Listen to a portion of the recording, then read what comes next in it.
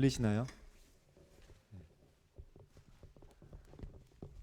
아마 잠시만 기다려 주시면 감사하겠습니다. 제가 말씀을 짧게 준비한 걸 알고 이렇게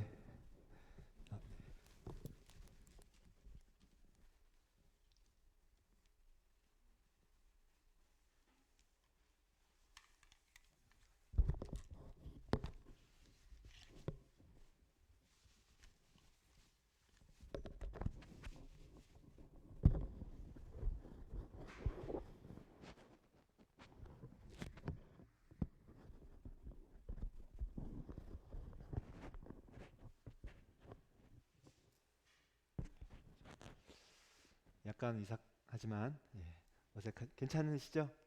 네.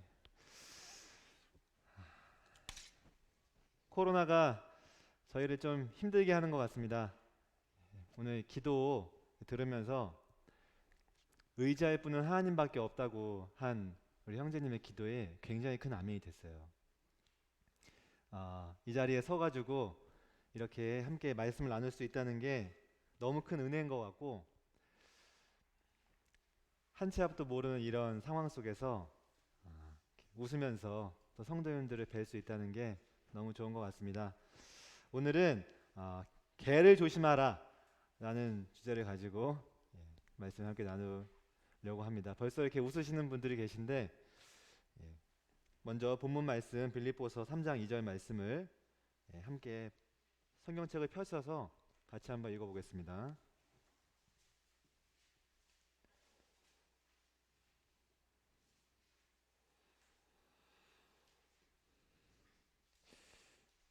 빌립보서 3장 2절입니다.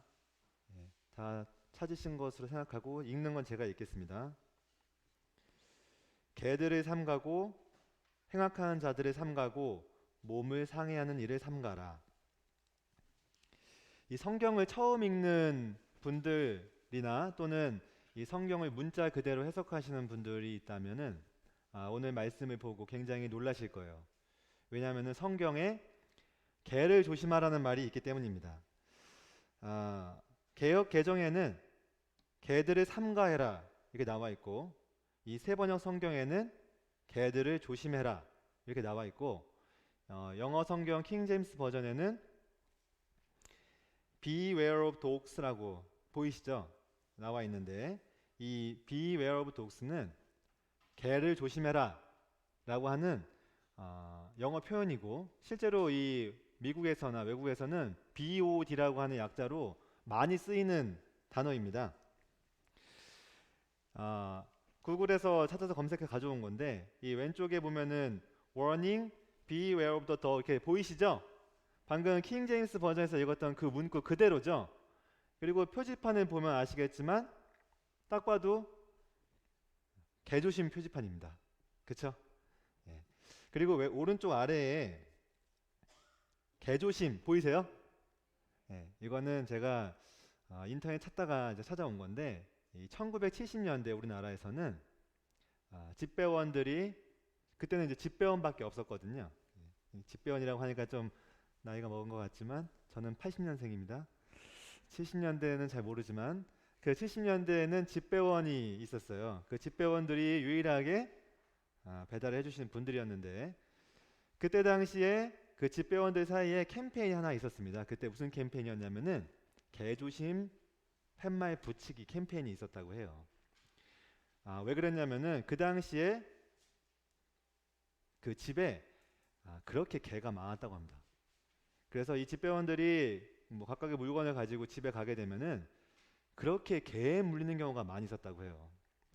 그 광주 같은 경우는 그 70년대 한 해에 350명이 개에 물렸다고 하는 신문 기사가 났었다고 합니다. 그 정도로 개가 굉장히 많았는데, 그래서 이 오른쪽 하단에 보는 대로 개조심 문구가 각각 집집마다 있었어요. 최근에도 개조심 문구를 보신 적 있으신가요? 잘 못 보고 계시고, 제가 이렇게 방송에서 개조심 얘기를 하는 게 참 조심스럽습니다. 요즘은 또. 하지만 이런 일이 옛날에 있었다고 하는 거죠. 네팔을 혹시 가보셨는지 모르겠지만 네팔에는 개들이 그냥 다녀요. 목줄도 없이. 근데 사람을 두려워하지 않고 사람들도 개를 두려워하지 않습니다. 분위기가 그래요. 평소에 이제 개조심 문구를 좀 보셨거나 아니면 평소에 안 보셨다 할지라도 오늘 문구, 이 성경의 본문 빌립보 3장 2절을 보면서 평소에 개에 대해서 어떻게 생각하시는지 모르겠지만 그런 분들은 성경에 개조심 문구가 있다. 딱 판단을 하고 이 문장을 보자마자 개를 조심해야 되겠구나 라고 생각하시는 분들이 있을 수도 있어요. 그렇지 않으세요? 아까 말씀드린 대로 이 문자 그대로를 보시는 분들은 그럴 수가 있습니다. 근데 이 오늘 본문 말씀을 보면서 우리 송도교 성도님들 중에서는 아무도 그런 생각을 갖지 않다고 저는 생각을 하고 있습니다. 그렇죠? 이 빌립보 3장 2절 말씀을 보면서 이게 개에 대한 거구나, 4발 달린 동물 개에 대한 거구나라고 생각하시는 분들은 없을 거라고 저는 생각을 합니다. 혹시라도 만약에 이 말씀을 읽고 개를 조심하라는 거구나 라고 생각하신 분이 있다면은 오늘부터 그 생각 하시면 안 됩니다. 그런 뜻이 아니니까요. 이거는 다양한 교육을 통해서 우리는 이 빌립보 3장 2절에 있는 이 말씀이 말씀드린 대로 개에 대한 게 아닌 것을 알 수가 있습니다. 만약 제가 이 단에서 나와가지고 성도님들 앞에, 성도님들 잘 보세요, 이 빌립보서 3장 2절을 보시면은 영어로 킹 제임스 버전을 보세요. Beware of the dog 써있죠? 개를 조심하라고 써있죠? 그러니까 개 조심하셔야 돼요. 돌아다닐 때마다 항상 좌우를 살피면서 개가 나를 무나 안 무나 생각하셔야 된다. 이렇게 말을 하면은 다음부터는 저를 단에서 볼 수가 없을 거예요. 그렇죠? 네, 누군가에 의해서 제 이름이 삭제가 이렇게 될 겁니다. 저를 이제 주보에서 보실 수가 없을 거예요. 그렇다면 여기서 말하는 이 개는 무엇을 지칭한다고 생각하시나요? 그리고 만약에 성도님들이 이 빌립보 3장 2절에 대한 말씀을 자녀들이 물어보거나 갓 구원받은 성도가 여러분들에게 물어본다고 한다면 어떻게 대답해 주시겠어요? 그 대답해 주실 수 있는 확실한 근거나 말씀을 갖고 계신지 한번 생각해 보시면 좋겠습니다. 우리 대부분 이제 삶을 살아가다 보면은 만사가 귀찮죠. 그렇게 되면 특히 자녀들이 뭔가를 물어볼 때는 그런 건 안 중요해 이렇게 얘기합니다. 안 중요해, 중요한 게 아니야 이렇게 하고 넘어갈 수가 있는데 저는 우리 교회 성도님들은 그렇게 하시지 않을 것 같아요. 최선을 다해서 성도님들에게 또는 아이들에게 이걸 잘 설명해 줄 거라고 저는 생각을 하고 있습니다. 일단 이 질문에 대답을 하기 위해서 최소한 2가지 정도의 방법을 우리 성도님들이 적용할 거라고 저는 생각을 합니다. 첫 번째는 먼저 이 2절을 중심으로 앞뒤 문맥을 먼저 살펴보실 거라고 생각이 됩니다. 제가 1절부터 3절까지를 한번 읽어보겠습니다. 끝으로 나의 형제들아, 주 안에서 기뻐하라. 너희에게 같은 말을 쓰는 것이 내게는 수고로움이 없고 너희에게는 안전하니라. 개들을 삼가고 행악하는 자들을 삼가고 몸을 상해하는 일을 삼가라. 하나님의 성령으로 봉사하며 그리스도 예수로 자랑하고 육체를 신뢰하지 아니하는 우리가 곧 할례파라. 이렇게 기록이 되어 있습니다. 이 2절에 등장하는 개들과 같이 등장하는 2가지 부류의 사람들이 있습니다. 바로 행악하는 자들과 몸을 상해하는 자들, 이렇게 2 부류가 같이 나와 있어요. 보이시죠? 개들, 행악하는 자들, 몸을 상해하는 자들, 이렇게 3 부류가 나와 있습니다. 이 앞에서 나온 내용, 일단은 이 2절에 있는 평행하고 있는 이 단어들을 보면은 여기서 말하는 개들은 4발 달린 동물은 아니구나라고 쉽게 이해하실 수 있어요. 그쵸? 이거를 당연히 이렇게 3 부류가 나오는데 앞에 있는 단어만 가지고 굳이 4발 달린 동물을 할 필요가 없지 않습니까? 그리고 이 1절을 보면은 내게는 수고로움이 없고 너에게 안전하다라는 말을 이렇게 해주는 걸 보면은 이게 지금 뭔가 아까 말했던 워닝이 있었는데 경고나 또는 그런 어려움이 당할 것에 대해서 미리 생각하고 그것을 조심하라고 하는 보호의 말로서, 권고로서 들려진다는 것을 알 수 있어요. 그런 의미에서도 더더욱이 이 개들은 그 4발 달린 동물이 아니라는 것을 알 수가 있습니다. 그리고 3절을 보면은 할례파가 나오죠. 몸을 상해하는 자, 행악하는 자가 있고 그 3절에 할례파가 있는 걸 봐서 더더욱이 확신을 할 수 있는 거죠. 아, 이 개는 분명히 사람을 지칭하는 것이라는 것을 알 수가 있습니다. 여기까지 이렇게 1절과 2절, 3절을 통해서 이 개가 사람이라는 것만 이렇게 알려줬다고 하더라도 굉장히 저는 안전하다고 생각합니다. 그렇죠. 적어도 네 발 달린 동물이라고 말씀하시지는 않으셨으니까요. 근데 만약에 조금 더 이 개가 뭘까라는 것에 대해서 정확하게 알려주고자 하는 분들은 다음 방법을 사용을 하실 것 같아요. 그 방법은 뭐냐면은 성경 전체에 이 개라고 하는 단어가 어떻게 쓰였는지를 찾아보는 겁니다. 그쵸? 그렇게 하실 것 같지 않으세요? 이미 이렇게 하고 계시죠? 이 개라고 하는 단어를 제가 되게 많은데 4가지 정도만 제가 가져왔습니다. 제가 한번 읽어보겠습니다. 창기가 번 돈과 개 같은 자의 소득은 어떤 서원한 일로든지 내 하나님 여호와의 전에 가져오지 말라. 이 둘은 다 내 하나님 여호와께 가증한 것임이니라. 이 신명기 23장 18절에 있는 이 말씀에 여기는 개 같은 자라고 개역 개정에 나와 있지만 다른 성경이나 이 킹제임스 버전을 보면은 개라고 나와 있어요. 그냥. 여기 이제 개역 개정은 이해를 쉽게 하기 위해서인 것 같은데 개 같은 자라고 표현을 했는데 다른 데서는 개라고 나와 있고 새 번역이나 다른 성경에서는 남창이라고 나와 있습니다. 아예. 근데 원어적으로는 개라고 나와 있어요. 그러니까 개입니다. 말 그대로 아까 봤던 빌립보서랑. 사무엘상 17장 43절에 보면은 블레셋 사람 다윗에게 이르되 내가 나를 개로 여기고 막대기를 가지고 내게 나와왔느냐 하고 그의 신들의 이름으로 다윗을 저주하고 이렇게 나와 있습니다.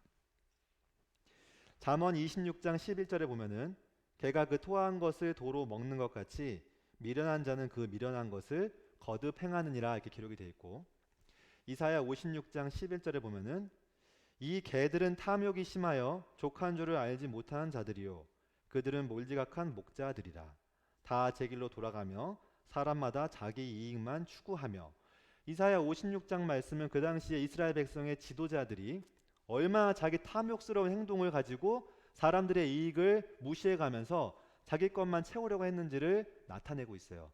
그 당시 지도자들에 대한 하나님의 책망의 말씀입니다. 앞에서 보시는 바와 같이 개라고 하는 것은 대부분 부정적인 단어로 많이 쓰여 있습니다. 주로 무가치한 일을 사용하는데 빗대어 표현할 때 많이 쓰였고 더러운 일을 행할 때도 이 개가 많이 쓰여 있어요. 그리고 마지막으로 말씀드린 대로 자기 이익만 쫓는 종교 지도자 또는 자기 이익만 쫓는 사람들을 말할 때도 개라고 표현을 해놨습니다. 개가 쓰일 때는 이 성경 내에서는 적어도 제가 알기로는 좋은 의미를 쓰인 적은 없습니다. 그래서 앞에 말씀드렸던 대로 2절의 개를 해석하기 위해서 1절과 3절의 내용을 보시고 문맥을 보신 거죠. 그리고 성경 전체에 나온 개라는 단어의 내용을 보시고 개는 사람이구나. 그 중에서도 아주 부정적인 의미의 사람이구나. 특히 이 4가지 중에서도 아무래도 마지막에 있는 자기 이익만 탐하는 자들에 대한 내용으로 저희가 유추를 해볼 수가 있게 되는 거죠. 그리고 그렇게 해석하셨다고 한다면은 아주 훌륭한 해석이고 보편적으로 해석하는 그 해석이 맞습니다. 이 보편적인 해석에 따르면은 이 빌립보서 3장에 있는 이 내용은 이 개들은 율법을 강요하는 유대주의자들을 언급하고 있어요.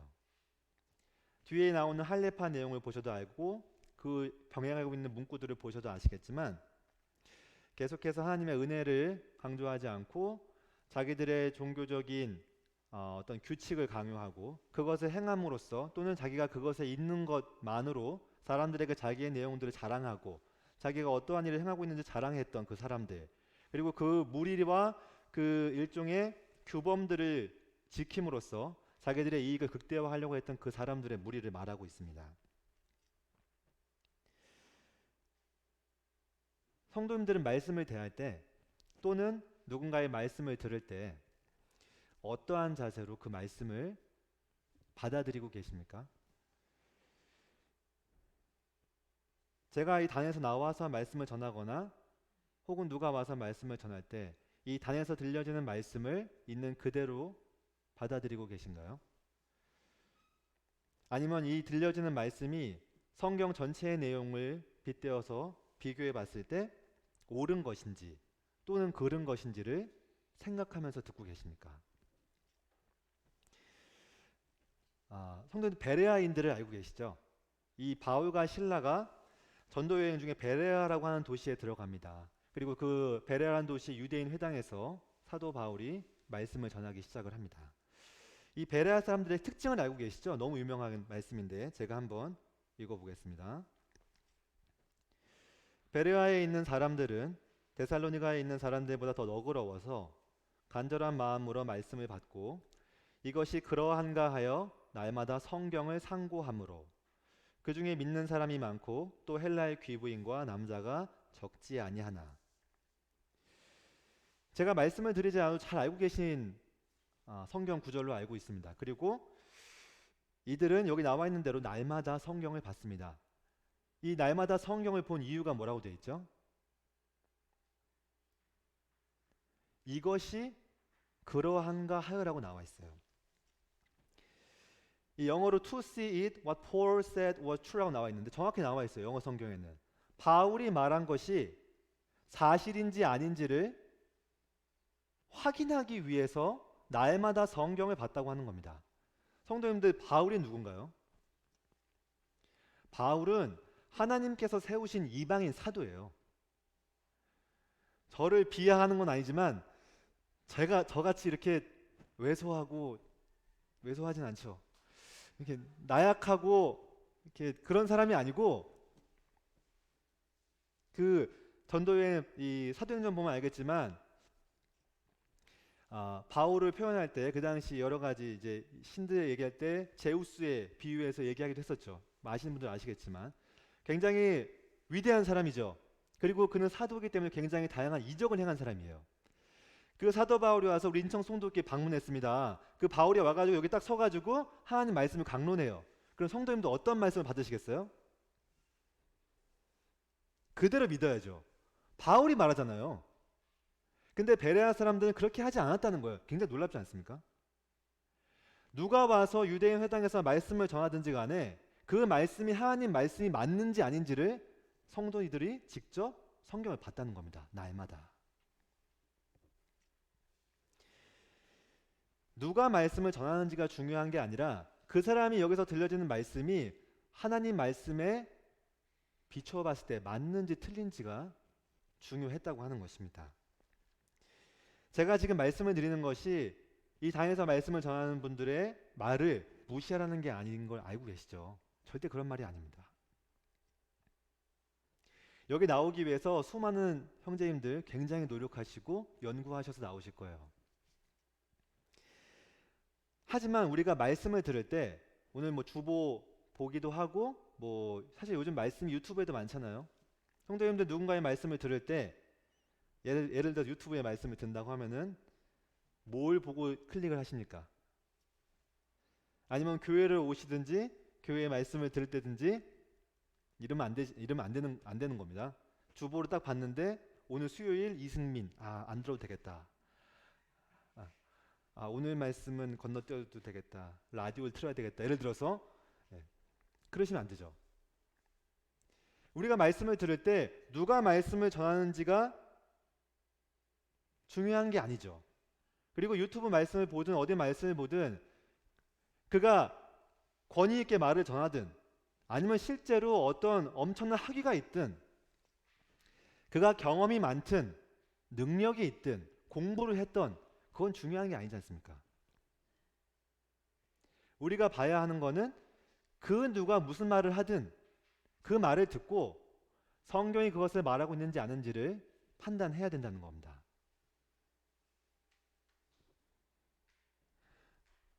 지금 우리 서로 얘기할 때도 누구 말씀 들어봤어? 예를 들어서 누구 말씀 되게 좋더라 이렇게 얘기했을 때 그래요? 그러면 그분이 마음 가운데 그럼 그분 말씀은 거의 맞겠네 이렇게 생각하실지 몰라요. 그리고 누군가가 타이틀에 박사가 있습니까? 누구 박사? 박사니까 맞는 얘기 하겠지 그렇게 생각하세요? 굉장히 위험한 행동이에요. 베레아인들 보세요. 바울이 전에도 말씀을 받다는 것을 기억하시기 바랍니다. 종교개혁이 일어난 지 500년이 넘었습니다. 이 학교 사회 시간에도 배우는 이 종교개혁, 이 종교개혁이 왜 일어났는지 잘 알고 계시죠? 사회 시간에서도 항상 대표적으로 얘기하는 여러 가지 건수가 있는데 그 대표적으로 얘기하는 건수가 바로 면죄부 판매입니다. 다 알고 계실 거예요. 이 면죄부는 말 그대로 사람의 죄가 해결되었음을 증명하는 문서죠. 그거를 카톨릭에서 어떻게 했죠? 돈을 받고 팔았습니다. 돈을 받고. 최근에 제가 이제 외할머니 장례식, 이제 외할머니 장례식이 있었는데, 사람의 죽음 앞에서는 그 죽은 고인을 기리기 위해서 여러 가지 많은 일을 합니다. 우리는 이 효라고 하는 것들이 뭐 한국 사회에만 있다 생각할지 모르지만 그렇지 않죠. 죽은 자를 기리는 거는 세계 공통이죠, 사실은. 그리고 이거는 뭐 일반 세상적인 얘기지만 그분이 가시는 길에 내 돈을 쓰는 게 뭐가 이렇게 아깝겠어요, 사실? 무엇이라도 해드리고 싶잖아요. 그런데 이 면죄부는 돈으로 사면은 나의 죄만 해결될 뿐 아니라 타인 그리고 죽은 사람의 죄까지도 면죄를 해주는 놀라운 능력을 갖고 있었어요. 그리고 그것은 그 효력을 갖기 위해서 교황의 도장이 찍힙니다. 당연히 있어야 될 거 아닙니까? 이게 효력이 있다고 하는, 그죠? 이 도장 찍힌 면죄부를 사기 위해서 부유한 부유층이 그것을 막 샀습니다. 성도님 이 얘기 들으시면은 어떻게 그런 말에 속을 수 있지? 그렇게 생각하실 거예요. 어떻게 이 종이 문서가 사람의 죄를 해결한다는 그런 말에 속아 넘어갈 수 있는가? 이런 궁금증이 드실 텐데 이것에 대해서 그 당시 배경을 설명하는 치니퀴 신부의 간증을 제가 발췌를 해왔습니다. 혹시 치니퀴 신부의 간증이라는 얘기를 들어보신 적 있으신가요? 이 치니퀴 신부는 1809년 7월 20일 캐나다 동부에 위치한 퀘벡주에서 카모라스카에 태어난 유명한 천주교 신부예요. 캐나다의 신부인데 그의 간증은 그가 어떻게 천주교 신부로서의 그 자신의 위치를 버리고 그리스도를 믿게 되었는지에 대한 구원 간증입니다. 우리는 이 치니퀴 신부의 간증을 통해서 천주교에서 성경을 다루는 방식을 조금 엿볼 수가 있습니다. 그 중에 일부를 제가 발췌해 왔습니다. 제가 한번 읽어보겠습니다. 나의 큰 야망은 기독교인들을 개종시켜 그들을 나의 성당으로 오도록 하는 것이었습니다. 왜냐하면 천주교를 떠나서는 결코 구원이 없다고 들었고 또 나도 그렇게 설교했었기 때문이지요. 나는 엄청난 수의 기독교인들을 잃어버린다는 생각을 할 때 무척 안타까웠습니다. 오늘날 거의 세계 각처의 천주교에서 성경 읽는 것을 허용하고 있는 것은 사실입니다. 그리고 당신은 얼마간의 천주교인들 집에서 성경을 보았을 것입니다. 그러나 이렇게 말을 할 때 우리들은 모든 것을 사실대로 말해야만 합니다.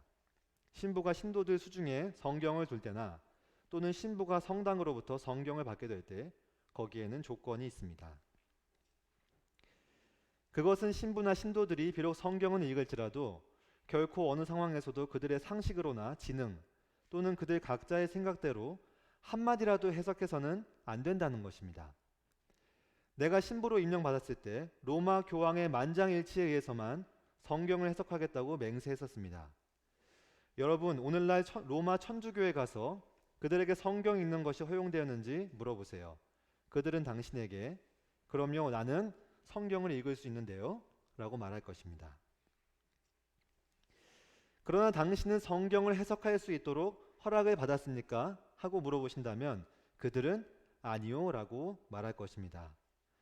신부는 신도들에게 단호히 말하고 성당은 신부에게 단호히 말합니다. 즉 그들 스스로 자신의 지식이나 상식에 따라 성경 중 한마디라도 해석할 수 없으며 만약 그들 스스로 한마디의 해석이라도 하게 된다면 그것은 엄청난 죄가 된다고 말입니다. 사실상 신부는 신자들에게 다음과 같이 말합니다. 만약 여러분이 자신의 지식으로 성경을 해석하려고 한다면 여러분은 버려지게 됩니다. 따라서 성경은 아주 위험스러운 책이라고 할 수 있습니다.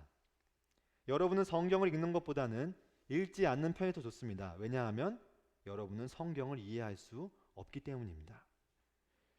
이러한 가르침의 성과는 무엇이겠습니까? 그 성과는 신부들이나 신자들이나 그들 수중에 성경을 가지고 있을지라도 성경을 읽지 않게 된다는 것입니다. 이 간증은 19세기 간증이에요. 이 19세기 간증이니까 이 당시에는 지금과 상황이 많이 다를지 모릅니다. 사실 지금은 더 성경을 많이 보일지도 몰라요. 그렇죠? 근데 이건 19세기의 간증이고 종교개혁이 일어났던 이 15세기나 이전에는 어떤 모습이었을까요? 19세기에도 로마 카톨릭은 성경을 해석하는 데 있어서 신부에게 그 결정권을 주지 않고 신부에게도 없으니까 당연히 신도들에게도 없었죠.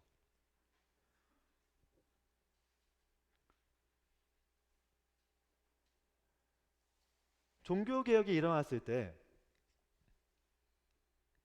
왜 사람들이 면죄부를 샀는지 조금 이해가 되지 않으세요? 성경을 해석하는 권한은 로마 교회의 지도부에 달려있고 신부든 그것을 듣는 사람이든 그것이 옳고 그름에 대한 것을 분별할 수가 없기 때문에 위에서 얘기해주는 그 내용이 그대로 진리가 되는 겁니다. 지금도 마찬가지로 제가 알고 있어요. 성경의 권위 위에 있는 게 뭡니까? 교황의 말이에요.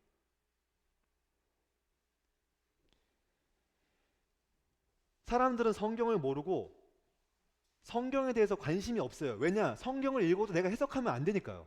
그리고 나의 해석을 얘기했을 때 신부나 그 위에서 뭐라고 얘기합니까? 그것은 너의 해석이고 잘못된 해석이야. 너의 해석인 순간 잘못된 해석인 거죠. 그러면 어떻게 되겠습니까? 사람들이 성경을 읽지 않는 겁니다. 왜냐? 어차피 나의 해석은 의미가 없으니까요. 성경이 무엇을 말하는지 점점 멀어져 가니까 사람들은 면죄부를 팔면 면죄부를 파는구나, 그것이 옳구나라고 하고 그걸 따라가게 되는 거죠. 굉장히 위험한 거죠.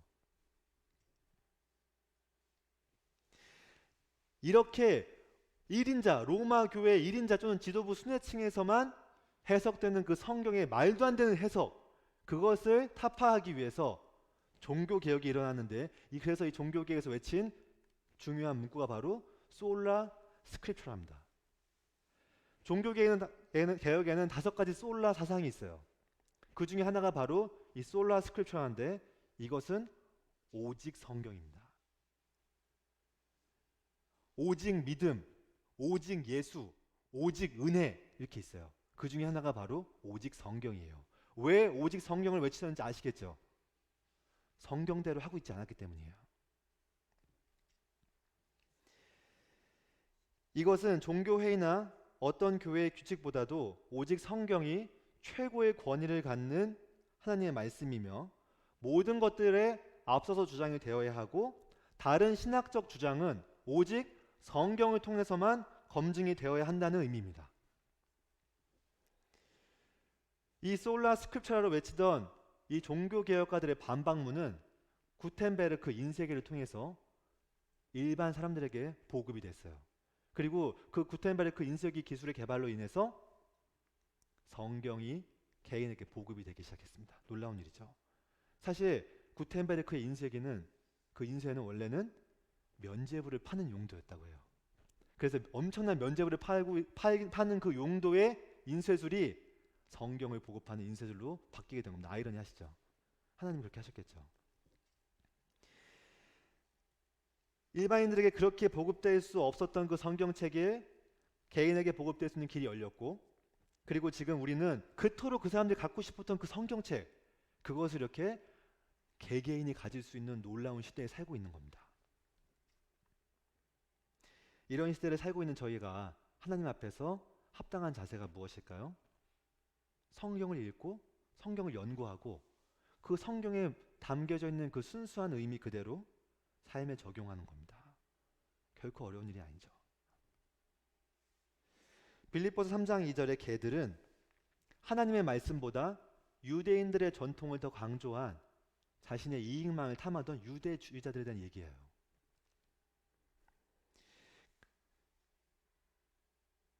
어떻게 하면 이 개들의 가르침을 조심할 수 있을까요? 어떻게 하면 하나님의 말씀보다 자기의 생각을 더 먼저 전하고자 했던 이들로부터 우리를 지켜낼 수 있을까요? 베레아 사람들이 아주 좋은 교훈이 되겠죠. 베레아 사람들의 교훈 기억하고 계시죠? 어떠한 말씀이 단에서 들려지든 어떠한 말씀을 유튜브나 인터넷 통해 듣든지 간에 그 말씀이 정말 하나님의 말씀이 맞는가, 성경에 기록된 내용이 맞는가에 대해서 스스로 탐구하고 연구하셔야 된다는 겁니다. 이게 우리에게 지금 필요한, 이 시대에 필요한 우리의 자세입니다. 굉장히 중요한 자세라고 저는 생각이 됩니다. 그러나 때로 우리는 성경에서 말하는 바를 제대로 깨닫지 못하는 경우가 있다고 생각이 들어요. 그것은 두 가지 때문인 것 같은데, 첫 번째는 우리가 교만하기 때문입니다.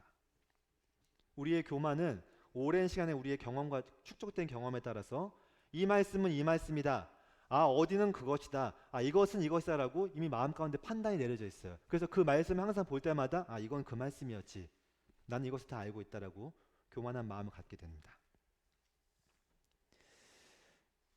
그리고 두 번째는 되게 재밌는 이유일 수도 있는데, 성경을 제대로 안 읽는 겁니다. 성경에 나와 있는 내용을 정확하게 읽지 않고 뭉뚱그려서 이런 뜻 하고 이렇게 읽는 경우가 있다는 겁니다. 오늘 말씀의 주제는 개들을 조심하라죠. 근데 실질적인 주제는 말씀을 자세히 보자입니다. 성경을 자세히 보자. 지금부터 성경책을 펴서서 저와 함께 말씀을 자세히 보는 시간을 가져볼까 해요. 거의 끝나가고 있습니다. 마태복음 7장 7절부터 12절 말씀인데, 저희 같이 한번 보면서 성경을 자세히 보는 시간을 가지면 좋을 것 같습니다. 우리 온라인으로 시청하시는 분들도 같이 펴보면 좋을 것 같아요. 자, 제가 마태복음 7장 7절부터 12절까지 말씀을 천천히 읽으면서 요 앞에도 있으니까 같이 보시면 될 것 같습니다. 제가 한번 읽어보겠습니다. 구하라 그리하면 너에게 주실 것이요, 찾으라 그리하면 찾아낼 것이요, 문을 두드리라 그리하면 너에게 열릴 것이니, 구하는 이마다 받을 것이요, 찾는 이가 찾아낼 것이요, 두드리는 이에게는 열릴 것이니라. 잘 알고 계신 말씀이죠? 무엇에 대한 말씀이죠? 기도에 대한 말씀이라고 생각하시잖아요. 그렇죠? 네, 기도에 대한 말씀이라고 생각합니다. 다음 절 보면은, 너희 중에 누가 아들이 떡을 달라 하는데 돌을 주며 생선을 달라 하는데 뱀을 줄 사람이 있겠느냐? 너희가 악한 자라도 좋은 것으로 자식에게 줄 줄 알거든 하물며 하늘에 계신 너희 아버지께서 구하는 자에게 좋은 것으로 주시지 않겠느냐? 이렇게 읽고 바로 다음이 마지막 12절입니다. 성도님들 너무나 잘 알고 계신 말씀이죠. 이 말씀의 구절은 주로 언제 어떤 용도로 사용하시나요? 거의 대부분 기도에 대해서 얘기할 때 많이 쓰실 거예요. 기도.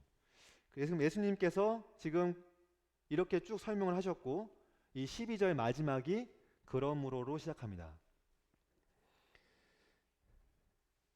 그렇기 때문에 앞에서 7절, 8절, 9절, 10절, 11절 딱 읽고 기도에 대한 말씀이지, 구하고, 끊임없이 구하고, 열심히 기도하고, 쉬지 말고 기도하고, 이런 내용으로 많이 쓰시지 않았어요? 항상 서로 얘기할 때 받을 때까지 두드리고 그러면 열리고 기도하세요, 이렇게 하셨을 텐데, 마지막에 12절에는 그러므로라는 단어로 결론이 나갑니다. 그러므로라는 단어의 의미를 알고 계시죠? 우리가 대부분 당연히 국어 시간에 배우셨을 텐데, 앞에는 수많은 내용들이 있고 이 수많은 내용을 요약하는 게 마지막 절이죠. 이 그러므로가 바로 예수님께서 말씀하고자 하시는 이 7장 7절부터 12절까지 단락의 주제입니다. 결론을 내리신 거예요. 그렇죠? 그럼 이 그러므로 다음에 뭐가 나와야 될까요? 뭐가 나와야 되죠? 우리 일반적인 생각에 이런 말이 했으니까 이 그러므로 다음에는 이게 나와야 될 텐데, 근데 12절 한번 보시면은 어떤 말씀이 나와 있습니까? 7절부터 11절까지의 말씀과 예수님이 내린 결론이 우리 성도님 생각하시기에 잘 이어져서 결론이 나왔나요? 한번 생각해 보시기 바랍니다. 예수님이 어떠한 말씀으로 어떠한 의미로 12절의 결론을 내리셨는지, 그리고 왜 그런 결론을 내리셨는지를 자세하게 한번 생각해 보시면 좋을 것 같아요. 성경을 보실 때 뭐 이거는 그냥 간단한 예고 같이 한번 이렇게 얘기해 보자는 의미로 성경을 자세히 보자는 의미로 이 말씀을 한번 나눠봤습니다. 이 내용은 존 파이퍼의 생각하라는 책에서 발췌를 한 겁니다. 저도 읽으면서 좀 그랬나 보다 생각했었고 성도님들에 대한 그 말씀에 대한 결론의 얘기를 저한테 보내주시면 좋을 것 같아요. 그럼 저도 이렇게 얘기해드리고 서로 얘기하면서 그런 뜻인가 나누면 좋을 것 같습니다. 어떤 분들은 그렇게 얘기를 합니다. 성경 지식을 많이 갖는 것이 꼭 좋은 것은 아니다. 많은 것을 아는다는 것은 사람을 교만하게 만든다. 지식이 많으면 뭐하냐? 사랑이 없으면 소용이 없다. 이런 말씀을 많이 하세요. 저도 동의합니다. 많은 지식을 가지고 많은 성경 말씀을 가지고 사람을 칼로 도려내듯이 그 말씀을 막 칼로 쏘면은 그 사람 얼마나 마음에 상처를 입겠습니까? 절대 그런 용도로 쓰면 안 되죠. 저도 그렇게 그런 것들에 동의하지는 않습니다. 그러나 성경을 아는 지식이 하나님을 아는 지식으로 그리고 하나님을 아는 지식이 이 세상을 살아가고 또 활용되는 하나님의 지혜로 활용된다고 한다면은 저는 그것만큼 좋은 것은 없다고 생각이 듭니다. 열왕기상 3장에 보면은 솔로몬이 나옵니다. 성도님들 다 아시는 솔로몬의 판결 잘 알고 계시죠? 이거는 뭐 성경책이 아니면 일반 동화책에도 많이 나와요. 두 여인이 솔로몬 앞에 나옵니다. 한 여인은 아이를 잃었죠, 지난 밤에.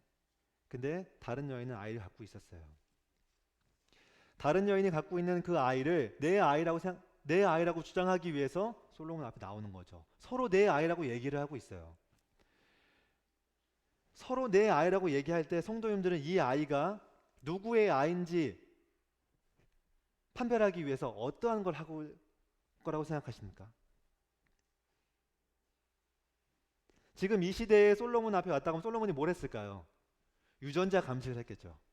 유전자를 띄워가지고, 그죠? 99.999% 너 아이 이렇게 하겠죠. 근데 그 당시에 그런 게 없었잖아요. 굉장히 어려운 질문이죠. 서로가 어떠한 증거를 낼 수도 있고, 만약에 저나 아니면 다른 경찰이나 검사였으면 수많은 증거들을 물어보고 알리바이를 물어보고 어제 어디 있었죠? 이 아이가 당신의 아이인 증거를 내세요. 막 얘기했겠죠. 그랬을 것 같아요. 근데 솔로몬은 그렇게 하지 않았습니다. 솔로몬은 성도님들 아시는 대로 그 아이를 둘로 갈라버리라 그랬어요. 그 아이를 둘로 갈라버리라고 했을 때 그의 친부모는 그러지 말라고 했어요. 근데 그의 친부모가 아닌 사람은 가르자고 했습니다. 그래서 솔로몬은 그 가르지 말라고 한 그 사람이 바로 친엄마라고 얘기를 해줬어요. 전 이걸 보면서 굉장히 놀랐습니다. 이거를 자주 보면서 우리가 알고 있는 얘기이기 때문에 그게 뭐 그렇게 크게 놀랄 일인가 하실 수 있는데 저는 앞서 말씀드린 대로 그걸 봤어요. 사람이 갖고 있는 그 수많은 지식으로 누가 누구의 아이인지를 분명히 분별할 수 있을 겁니다. 지금 시대는 더 가능하죠. 과학적으로 하면 되니까요. 굉장히 간단할 수도 있고 쉬울 수도 있어요. 근데 솔로몬은 그가 갖고 있는 사람의 지식으로 그 문제를 해결한 것이 아니라 사람의 마음을 보시는 하나님의 지혜로 그 문제를 해결했다는 겁니다. 부모의 감정을 건드려서 그걸 해결했다는 거예요. 그것마저도 일반적인 부모는 다 그런 마음이 있어요. 그렇기 때문에 그런 질문은 누구나 할 수 있어요 라고 말씀하실 분이 계실지도 모릅니다. 저는 근데 그렇게 생각하지 않아요. 그건 다른 차원의 지식이었어요. 제가 봤을 땐 적어도. 성도님들 말씀하실 때 누구한테 권고하실 때 또는 말씀을 전달하실 때 그의 마음을 보시면서 전달하고 계십니까? 이렇게 말하는 게 지혜로운지 이 문제가 저 사람에게 어떻게 들려지는지 그런 하나님의 마음을 가지고 그에게 접근하고 있나요? 제가 말씀드린 하나님의 지혜는 그런 거라고 생각이 됩니다. 이건 지식이 아니잖아요. 빌립보서 3장 2절이 말하는 걔는 유대주의자예요. 이런 지식을 말하는 게 아니지 않습니까?